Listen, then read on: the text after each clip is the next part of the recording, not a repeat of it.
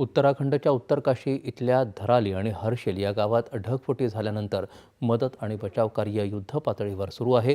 लष्कर, ITBP, NDRF आणि SDRFची पथकं बचाव आणि मदत कार्य करत आहेत.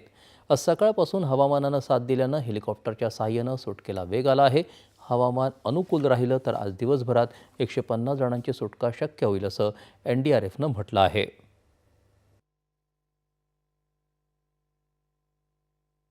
देखिए, जैसा आप पिछले 2 दिनों से देख रहे हैं, NDRF के हमारे लगभग अभी 50 जवान वहाँ पे पहुँच चुके हैं धराली में, जिसमें ऑफिसर और हमारे कैडेवर डॉग्स हैं और वेटनरी के लोग हैं और काफ़ी सारे इक्विपमेंट्स हमारे पहुँच चुके हैं। सबसे ज़रूरी जो कल था कि कम्युनिकेशन नहीं हो पा रहा था, तो उसके लिए हमारा जो सैटेलाइट फ़ोन्स हैं, VD हैं, वो पहुँच चुके हैं और उन्होंने काम करना शुरू कर दिया है।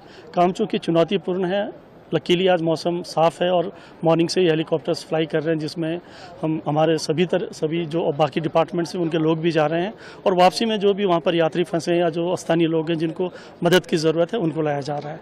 आशा करते हैं कि आज जैसा मौसम साफ़ है, बहुत सारे लोगों को रेस्क्यू कर लिया जाएगा। उत्तराखंडचे मुख्यमंत्री पुष्करसिंह धामी यांनी आज धराली इथं भेट दिली.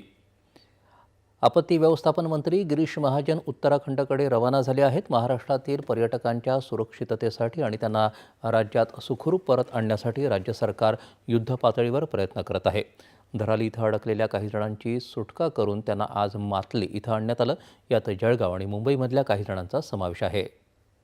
इतना सपोर्ट किया, वो मतलब हमें बताया कि ये सब नहीं होता है और आर्मी वाले को देखकर हमें भी थोड़ी हिम्मत आई। वहाँ पे रास्ता बंद हो गया था तो फिर हेली से रेस्क्यू किया। ऐसा है, ये सब फोर्स ने पूरी हेल्प की और सब हम लोग सब निकल गए वहाँ से।